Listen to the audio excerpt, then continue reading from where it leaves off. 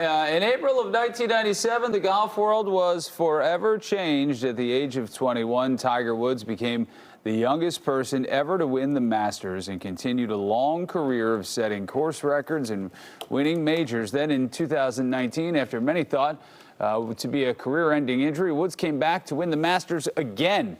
A new book, Drive, The Lasting Legacy of Tiger Woods, explores the final years of his career, and it's written by Sports Illustrated golf writer Bob Harig, who has covered Woods since the very beginning, and Bob joins us now. Good morning, Bob.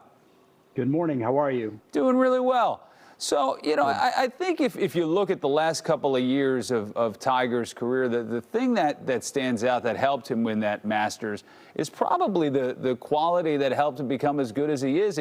As preternaturally talented as the guy was, even as a child hitting golf balls on TV, that's not really why he became the great golfer we know. I mean, it's certainly part of it. His skill and his talent is amazing.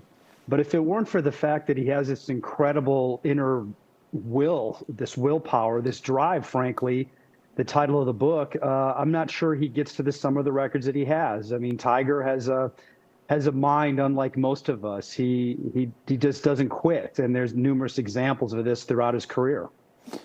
I think it was 2017 when things got super bad for him, and I think there were signs and whispers, but how far back did his back pain really go? I mean, when did it really start to bother him?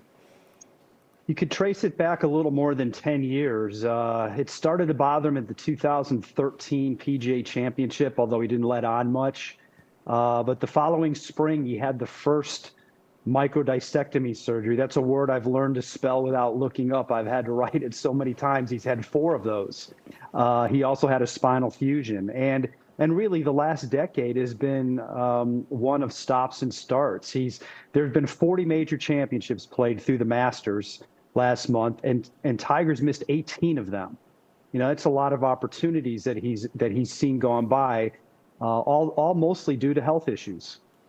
How many times has he considered walking away, at least from the main PGA Tour? Yeah, I mean, he's more or less done that, although he's never admitted that he's thought about it. It makes you wonder if in some deep, dark moments, how much he's thought about pushing through. He's had difficulty here now lately since the car crash of 2021. Of, frankly, completing golf tournaments. We saw it last month at the Masters. That really kind of epitomized the last 10 years. That Friday round that was Tiger. That was the old Tiger. He shot 72 on a day when only one player broke 70 in 40-mile-per-hour gusts. He beat a lot of guys that day and to make the cut for actually the 24th straight time at the Masters. But then the weekend rounds, you saw the injuries crop up. His back was bothering him. You could tell he was in pain.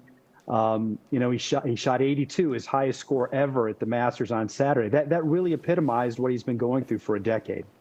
It's wild to think, and I'm sure it's wild for you to think as a guy who's covered him from the beginning, that he might now be considering the Champions Tour. Is that what's in his future, in the near future? Yeah, Tiger's 2 years away from turning 50, less than 2 years when he'd be eligible for that. And, a decade ago, I think we would have laughed at that idea. I think Tiger would have.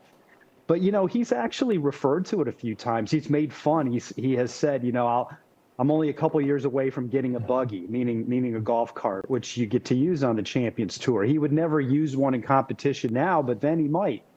And actually, I think he might relish getting back out there with some of the guys he came up with playing. The competition will be good. He likes to win. He likes to compete.